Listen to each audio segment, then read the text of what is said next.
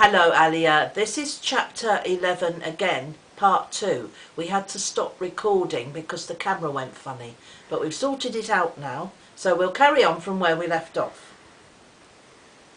Yes, that dog's worth more to you than your father or mother or anyone, said her father in disgust.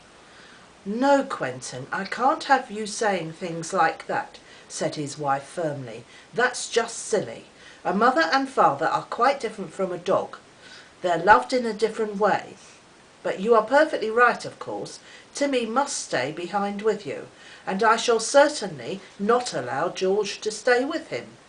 I'm not going to have both of you exposed to danger. It's bad enough to worry about you as it is. George looked at her mother in dismay. Mother, do tell father I must stay here with Timmy. Certainly not, said her mother. Now, George, be unselfish. If it were left to Tim to decide, you know perfectly well that he would stay here and stay without you.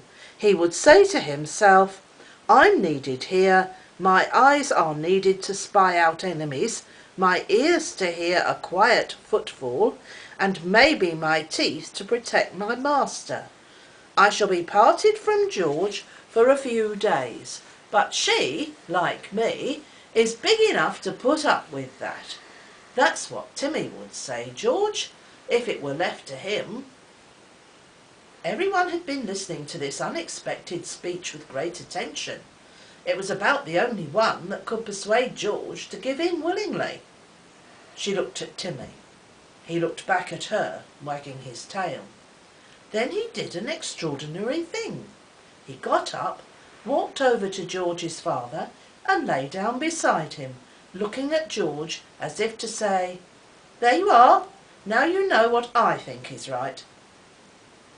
You see, said her mother, he agrees with me.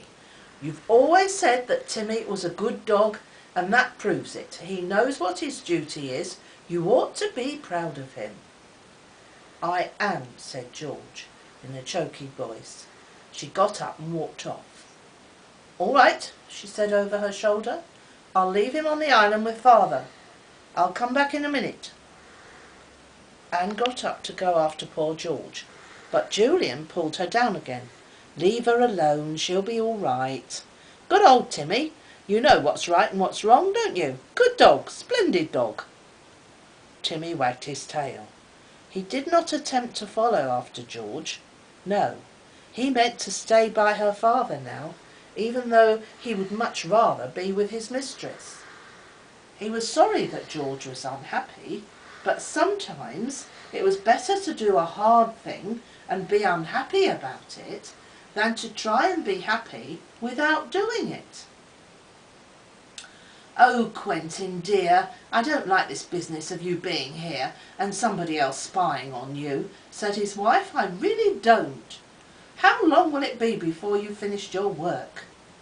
A few days more, said her husband. He looked at Timmy admiringly. That dog might almost have known what you were saying, Fanny, just now.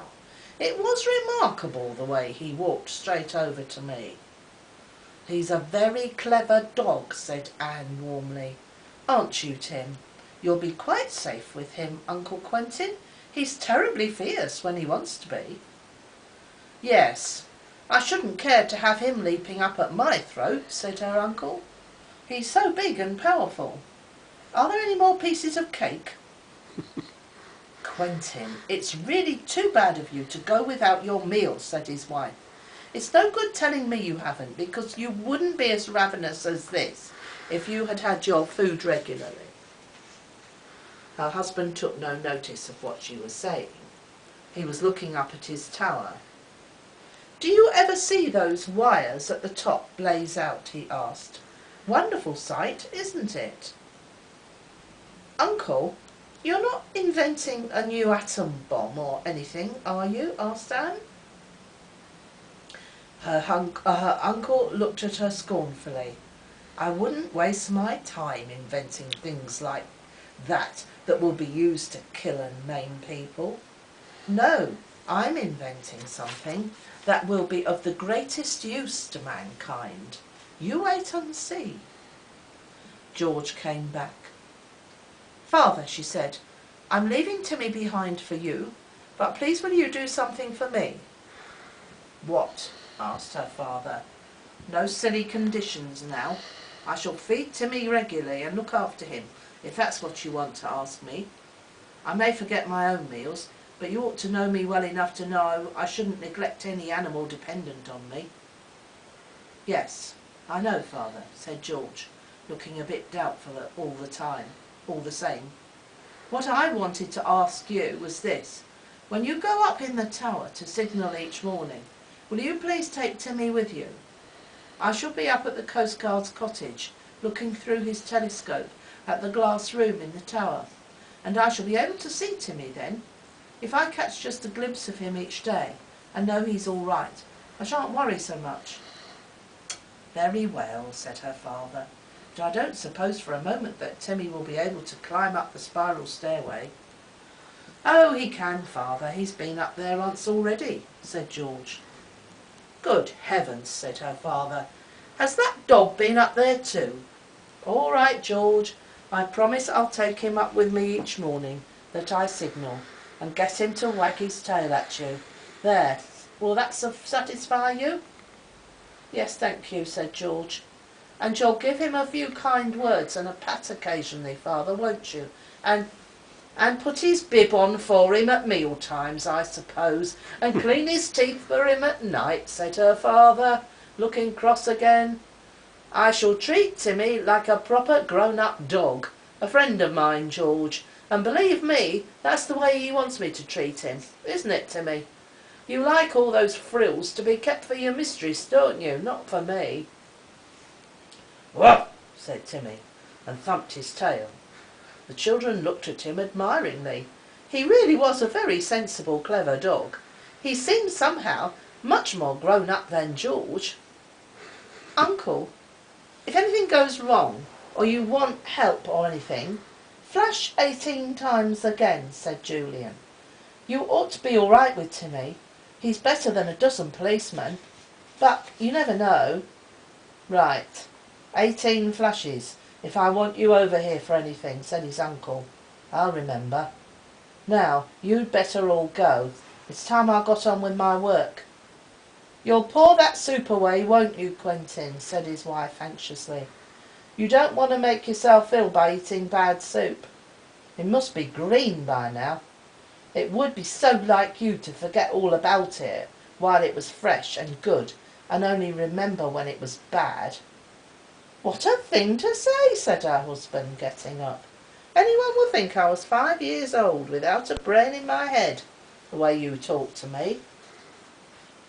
You've plenty of brains, dear, we all know that, said his wife, but you don't seem very old sometimes. Now look after yourself, and keep Timmy by you all the time.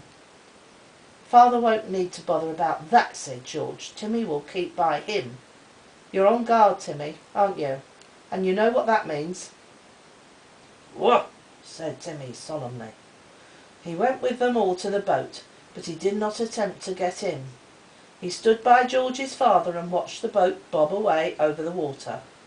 Goodbye, Timmy, shouted George in a funny, fierce voice. Look after yourself. Her father waved, and Timmy wagged his tail. George took one of the pairs of oars from Dick and began to row furiously, her face red with the hard work. Julian looked at her in amusement. It was hard work for him too to keep up with the furious rowing, but he didn't say anything. He knew all this fury in rowing was George's way of hiding her grief at parting with Timmy.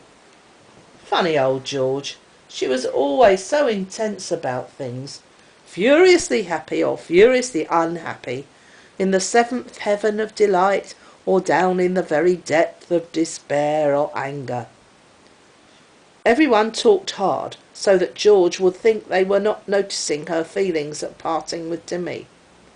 The talk, of course, was mostly about the unknown man on the island. It seemed very mysterious indeed that he should suddenly have arrived. How did he get there? I'm sure not one of the fishermen would have taken him, said Dick. He must have gone at night, of course, and I doubt if there is anyone but George who would know the way in the dark, or even dare to try and find it. These rocks are so close together, and so near the surface. 1 yard out of the right course, and any boat would have a hole in the bottom. No one could reach the island by swimming from the shore, said Anne. It's too far, and the sea is too rough over the rocks. I honestly do wonder if there is anyone on the island after all. Perhaps that cigarette end was an old one. It didn't look it, said Julian. Well, it just beats me how anyone got there. He fell into thought, puzzling out all the possible and impossible ways. Then he gave an exclamation. The others looked at him. I've just thought. Would it be possible for an aeroplane to parachute anyone down on the island? I did hear a throbbing noise one night. Was it last night? It must have been a plane's engine, of course. Could anyone be dropped on the island? Easily, said Dick. I believe you've hit on the explanation, Jew. Good for you. But I say, whoever it is must be in deadly earnest. To risk being dropped on a small island like that in the dark of night. In deadly earnest. That didn't sound at all nice. A little shiver went down Anne's back. I am glad Tim is there, she said, and everyone felt the same. Yes, even George. And that's the end of chapter 11. So night-night, darling.